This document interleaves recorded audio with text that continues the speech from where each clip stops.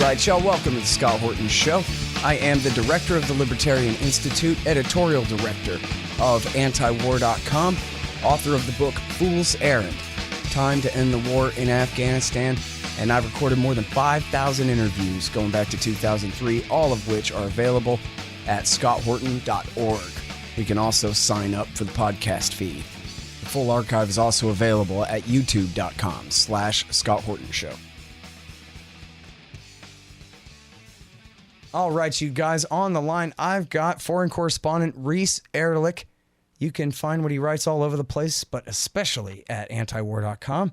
He wrote the book Inside Syria, Conversation with Terrorists. That was a different one. Conversations with Terrorists, Inside Syria, and his new one is The Iran Agenda Today, which I actually bought today, and I should have a long time ago, but it's on its way right now. Welcome back to the show. How you doing, Reese? I'm doing well, thank you. Very happy to have you on the show here. So, three things I want to talk to you about. The two of the three are in your recent article, A New Arab Spring in Lebanon and Iraq. But first, if you could, please give us an update on the recent violence in the Gaza Strip. Well, what happened was the Israelis attempted to assassinate a leader of the Islamic Jihad. The Islamic Jihad group fired missiles into Israel. Israel, in turn, fired more missiles and dropped bombs into Gaza. Quite a few civilians were killed. On the Palestinian side, no civilians were killed in Israel, although there were some people wounded. And it's typical of how the Israelis claim that they're acting in self-defense, when in fact it's now been revealed that they didn't kill the commander that they thought they did or that they claimed they did. And in fact, they killed a bunch of civilians living in the building there. So it's one more example of how Israel claims that it's only defending itself, it's fighting terrorism, but ends up killing civilians. Yeah, the New York Times is saying 5 children were killed in that strike where they claim that they're defending themselves. And just imagine, never even mind missing, but just imagine that Egyptian Islamic Jihad or Hamas assassinated, say, I don't know, the defense minister of Israel and said, hey, it's just self-defense because of, his future possible aggression and that kind of thing. Never mind killing 5 of his kids. But imagine anyone taking that seriously for a minute. Hamas would be laughed right off the face of the earth. That might finally destroy them, would be the laughter if they tried to claim that an assassination like that was self-defense. Put the shoe on the other foot for a minute and the whole thing is a joke. I agree with you. But of course, comparing what the Israelis do and what the Palestinians do, there's a rather large imbalance, whether it be from the U.S. government or from the media, the mainstream media. The Israelis basically get a giant pass on the things that like they've been doing for many decades. Yeah, sure looks like it. Well, let me ask you something. I'm sure we talked about this a little bit before, but and I know it's a little bit outside your expertise, but it's certainly, consistent with your experience. Do you think that the American people just don't understand who's occupying who and sort of the basic kind of 101 on the ground over there? Or is it that they really do understand and just don't care at all about how the Palestinians are treated this way? Well, that's a tricky question because I suspect there are Americans who fall in both camps. That is, people who don't follow the situation too closely. They maybe hear, from the mainstream media or from leaders in the United States that these Palestinians are a bunch of terrorists, and they go along with it. And they're mistaken, but the mistake is out of ignorance. And then there's other folks who basically justify what the Israelis are doing and have been doing so for a long time, which is that, yes, we know they're killing civilians. Yes, we know they're overwhelmingly powerful the Israelis are overwhelmingly powerful compared to the Palestinians, but that's what you've got to do in order to fight terrorism. And that's the justification, of course, the U.S. used for torture in Iraq and elsewhere. Which is that they're the bad guys, we're the good guys, and sometimes good guys do things that are not so good, but it's understandable under the circumstances. What's interesting is that I think popular opinion in the United States has shifted. There's a lot more willingness to criticize Israel today. Over a decade now of Netanyahu's rule in Israel, he's basically a Donald Trump for Israel. He's an ultra right winger. He's very controversial in Israel as well as elsewhere in the world.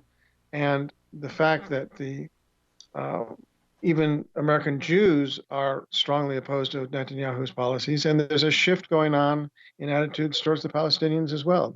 All the opinions polls show that American Jews are far more critical of the Israeli government today than they have been at any time in the past.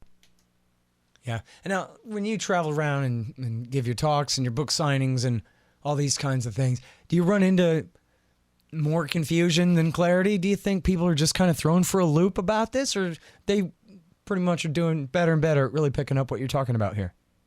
Well, the people I talk to tend to be critical of Israel. Well, that's I'm not true. going to make it. There's a little bit I'm of not a gonna make selection any fallacy going on there, but allusions I just wonder if a lot of people look at you like you're crazy too, though. But that, like, everybody knows that the Israelis are our friends and the other guys are the bad guys, right? Or not, or what? But, yeah, to be fair, I do speak to college campuses where there's definitely a diversity of views. Community colleges are, mostly working class folks who maybe are learning or hearing about Israel for the first time. And what I find in those kind of places, in other words, people who don't have a fixed view already, what I'm finding in those places is that, just presenting the basic facts when at the end of all of these crises, hundreds of Palestinians are killed and no Israeli civilians are killed. Dozens of Israeli soldiers are not hurt, and dozens of fighters for the other side are hurt. So people understand the basic statistics and the basic idea that if these folks are so defensive, they're only acting out of defense, self-defense, and so on. How come such large numbers of people are killed on the other side? Yeah. It's a basic logic. It's a convincing argument. Yeah. I remember this one Jon Stewart bit from 2014, the horrible slaughter in 2014. And he played a clip of, it was probably CNN or MSNBC, I think. And they have two reporters, heads in boxes kind of thing. And one of them, he looks like you in that picture, where he's wearing the helmet and a bulletproof vest that says press on it and all of this. And you can hear bombs going off in the background, and he's clearly terrified. And then the American reporter in Israel is wearing a pink polo shirt and is like, oh yeah, it's really dangerous. Everybody's terrified about all of the danger and all this, but you can tell like he's not in the slightest bit of danger whatsoever.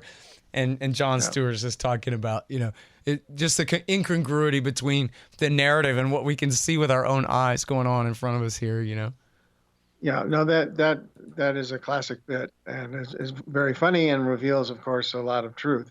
Yeah. I've reported from all over the West Bank, Gaza, Israel itself, and if you're living in Jerusalem or Tel Aviv, one of the reasons the government can get away with what it's doing is the fact that you don't really have a sense of danger in the big cities of Israel. It's not like the missiles or the rockets are going to be following on you. Yes, there have been some incidents where people have hijacked buses or trucks and driven them into civilian crowds and so on. So yes, there's dangers, but it's an acceptable level. Israelis have gotten used to having all their bags searched when you go into a bus depot, for example, and various security measures at the airport. And it's not so bad that you can't live with it. Whereas for the Palestinians, it's a real oppressive wartime situation, particularly in Gaza.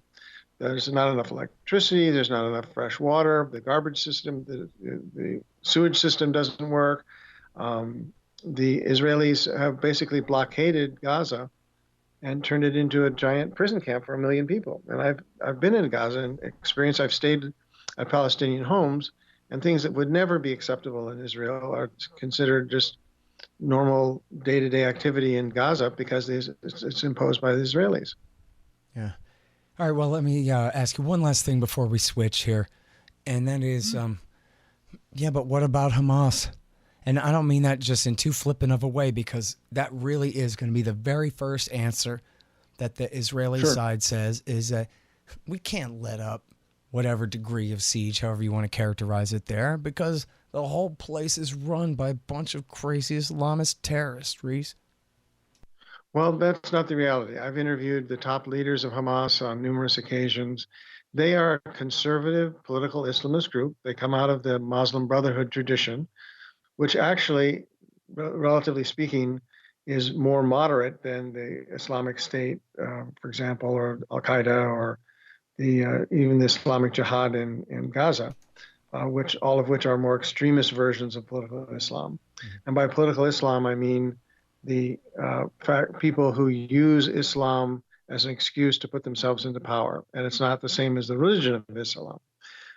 So Hamas, is willing to participate in elections.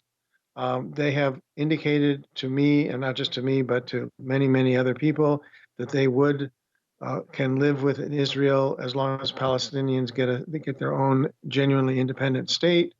And they have engaged in activities in which Israeli civilians have died, but they are not the kind of terrorist group like Al Qaeda or Islamic State is, which are seeking to kill the Jews and drive them out of Israel or something like that. But all of that gets lost in the vilification of Hamas, because they're the enemy. They're putting up an effective fight, and the Israelis can't take that. I would simply note that the Israelis called the PLO, the Palestine Liberation Organization, terrorists for many, many years. They called Yasser Arafat a terrorist, right up to the point where they were willing to negotiate with him, and then suddenly he wasn't a terrorist anymore. And ultimately they negotiated. They reneged on the Oslo Accords, but there were negotiations that took place. So the same thing is going to eventually happen with Hamas, which is suddenly the U.S. and Israel and Europeans are going to discover, oh, well, Hamas isn't as bad as we've said they were. Let's sit down and have some negotiations. And that's the only way that this issue is ever going to get resolved. And just to be clear, they have said explicitly, and even to you, that they would accept settling for the measly 22% of what's left of Palestine if they could get 67 borders and a two-state solution. They're dropping their demand for all of Israel back. They don't exactly phrase it that way, but yes, they would accept if Palestine, if there was a contiguous, independent Palestinian state living alongside Israel. Yes, they would accept that. Alongside being the operative word, not in place of, not a new one-state solution, but the two-state solution. That means having airports. It means having seaports. It means having a normal state, not some kind of Bantustan created by Israel that makes it Israel able to shut off the tax money or the commerce at any time. It has to be a genuine independent state that, like any other state in the world. And they would take care of those people who are further to their right politically, who would want to continue the fight against Israel or would continue firing rockets. They would clamp down on those people. And that's entirely reasonable. But so far, the Israeli governments have not indicated at all a willingness to do that. And yes, in case listeners are skeptical about what I'm saying, they can look up under what I've written. They told Jimmy Carter the same thing. They have. I saw him on the Charlie Rose show saying that they would accept two states. It's not a secret.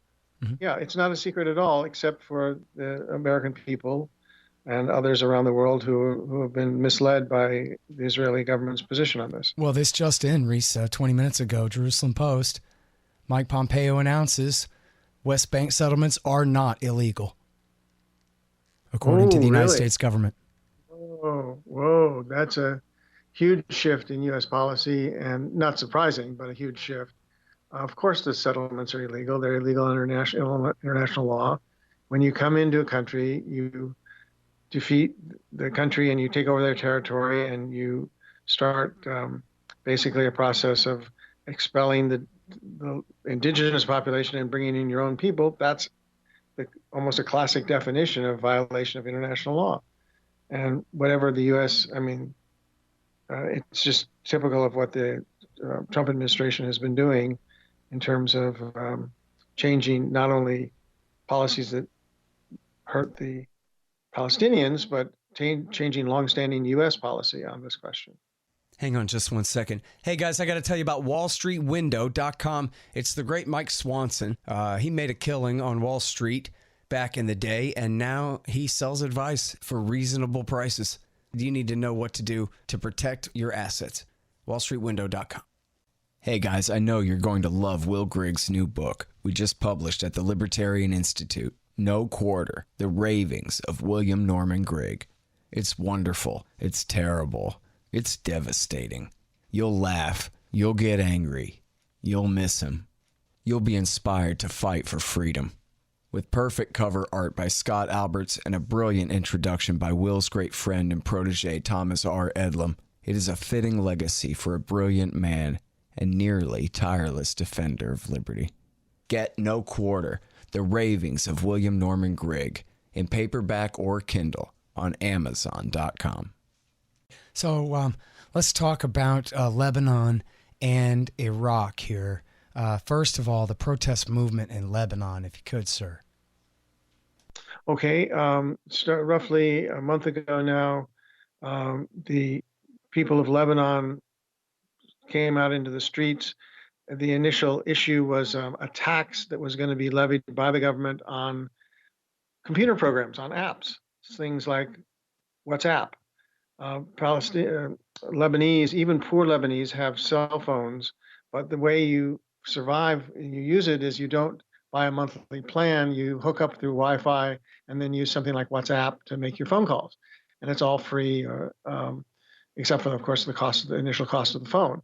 So taxing those transactions, those phone calls or those texts, would actually hurt working people and poor people the worst. People were angry, and it set off very large, peaceful protests initially. People would gathered into various parts of Beirut and other cities. They shut down the roads. The demands quickly changed and morphed into wider protests against the government. They demanded a change in the current government, which is a coalition that includes and is heavily influenced by Hezbollah, but it includes people like Haddad Hariri, who was a filthy rich guy backed by the Saudi Arabia and various other corrupt officials.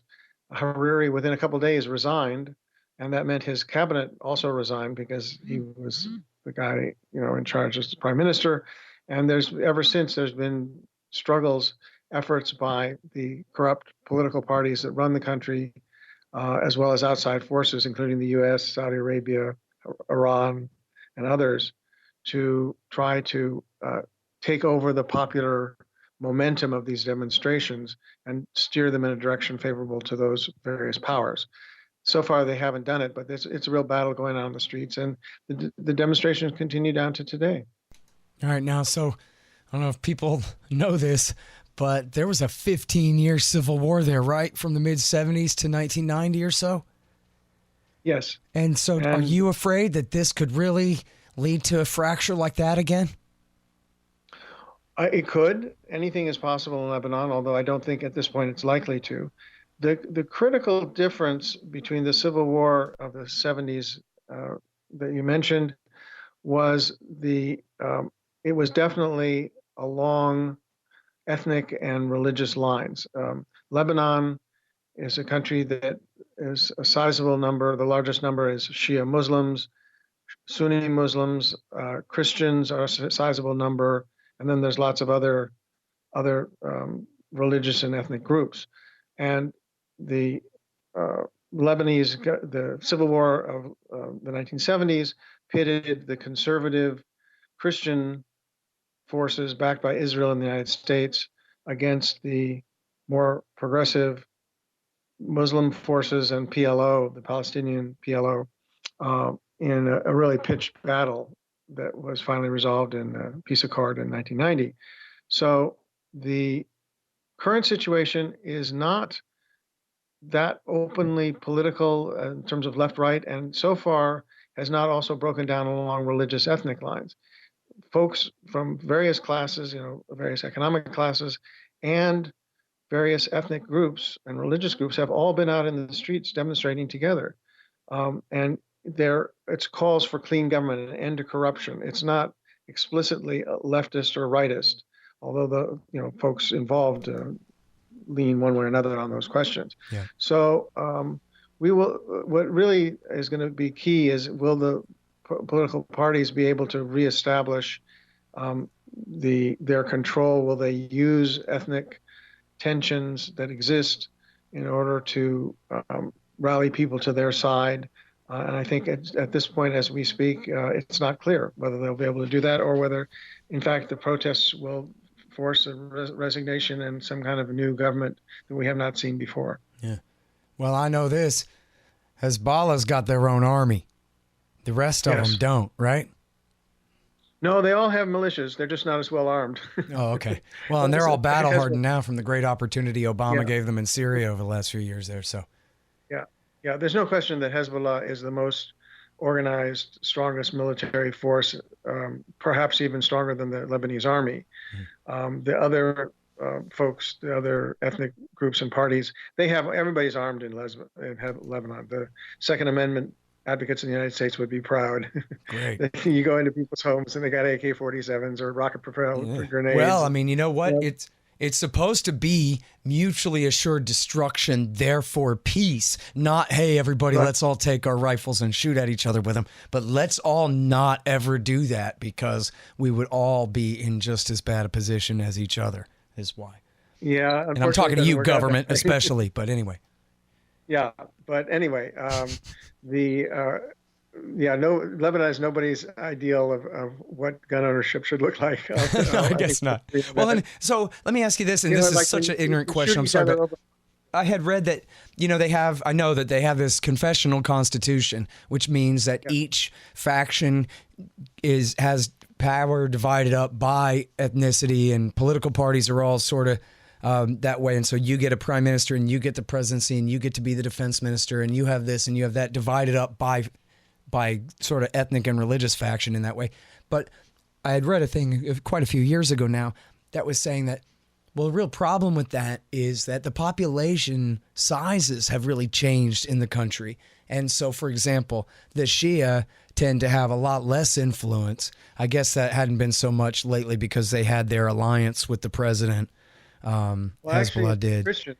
But it's actually the Christians whose numbers have been reduced over the years. Mm-hmm. But they still retain major influence, whereas, say, the Sunni Arabs or some other group, the Druze or somebody else, maybe have more people but less influence in the system, which is sort of carved in stone. Is that about right? I'll break it down for you. The Christian, There hasn't been a census in Lebanon in decades because everybody's afraid that they can get the numbers that they currently have. Yeah. The Christians were given an outsized proportion of the spoils, if you will. They have decreased in population, both because other folks have increased and because they've left the country to go live elsewhere. But the Christians are guaranteed the presidency. The Shia Muslims are now the plurality. Some say even the majority, and that would be Hezbollah and Amal, which is another Shia party. And they're guaranteed, the Shia Muslims are guaranteed the Speaker of the House of the Parliament. And the Sunni Muslims, which is Hariri, I mentioned earlier, are guaranteed the Prime Minister's job. And what this means is not just simply political positions, but you get to steer the government corruption in the direction of your particular ethnicity and your party.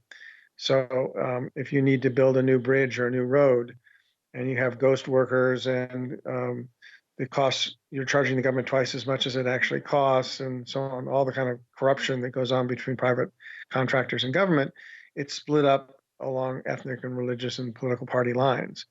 And everybody gets their take, and that's one of the reasons they can form these coalitions with really groups that are politically disparate, but which are all benefit from the corruption. And people realize that. They see that. They see buildings that were supposed to go up that never happened, or, they don't even collect the garbage on time in any kind of normal way. The electricity is lacking in the poor neighborhoods.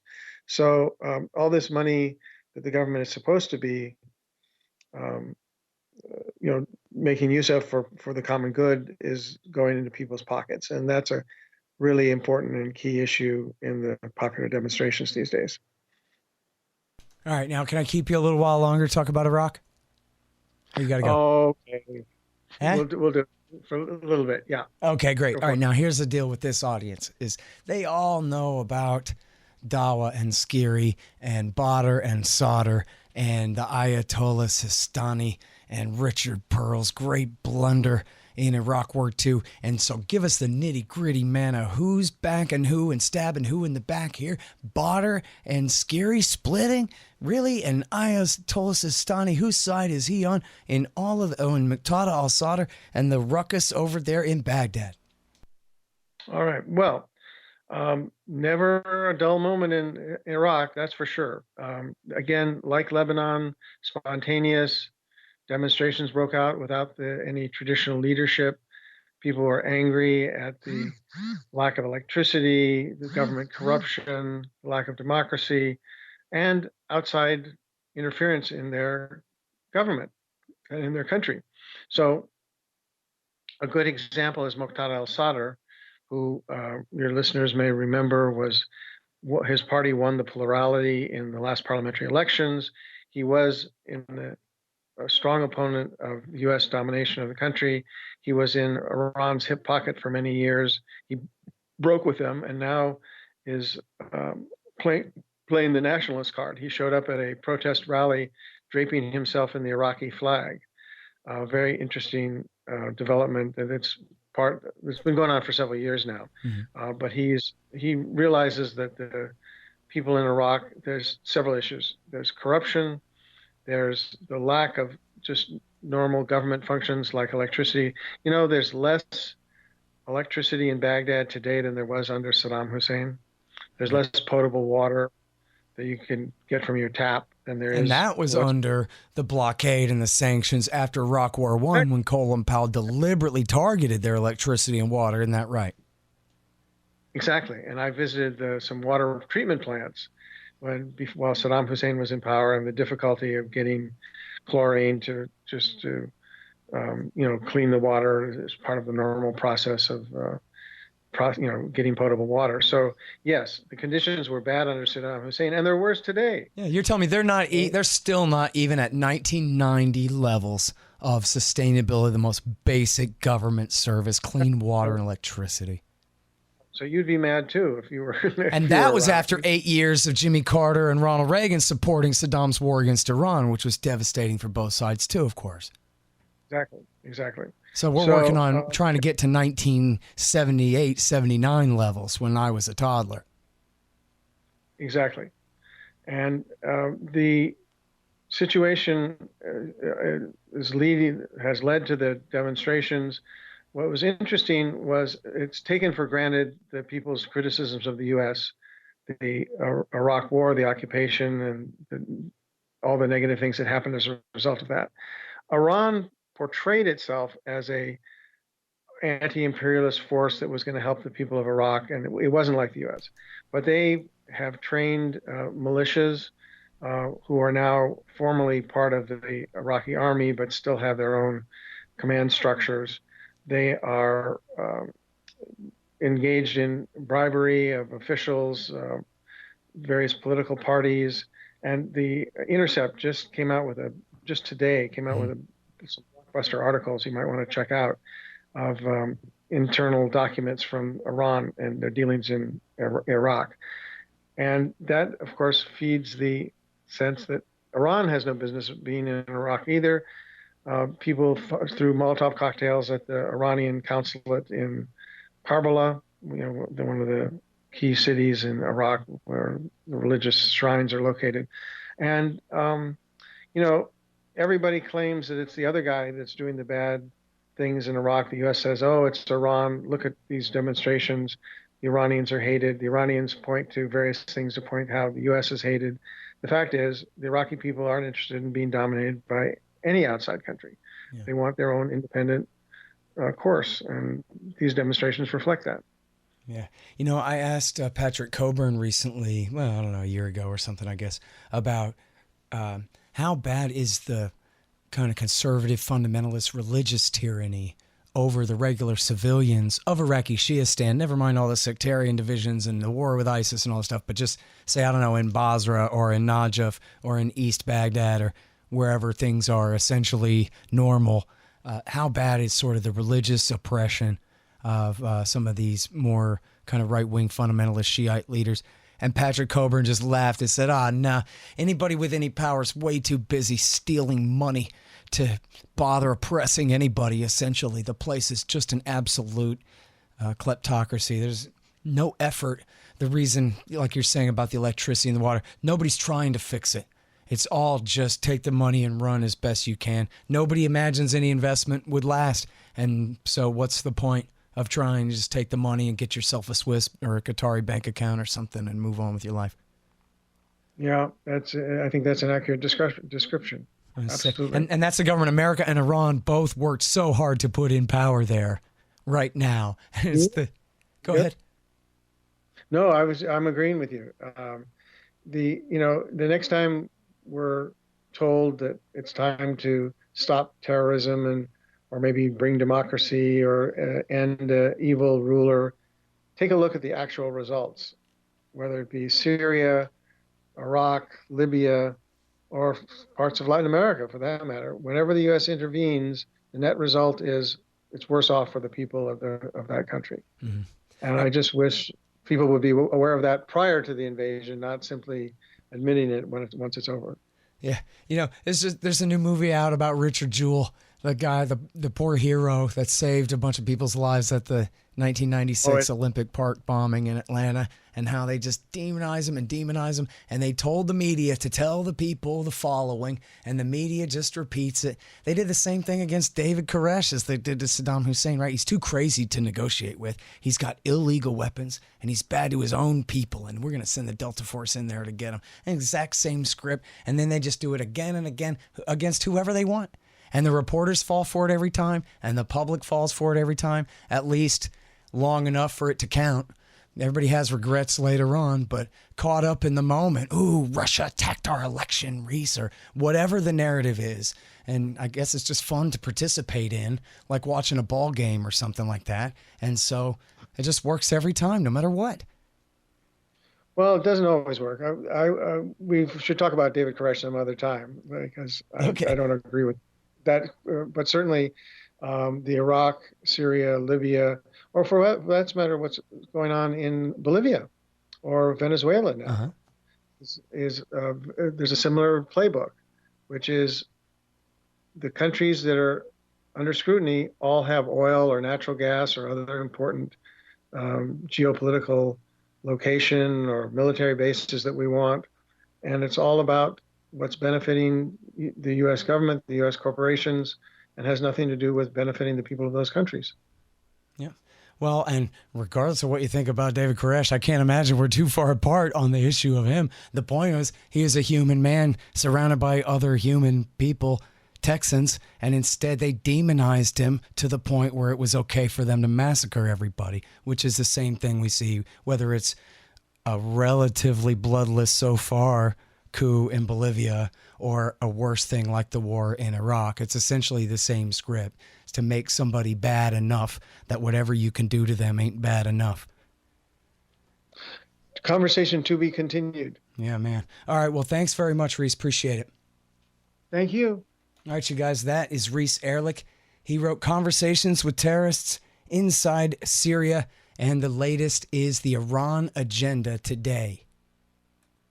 And read what he writes at antiwar.com.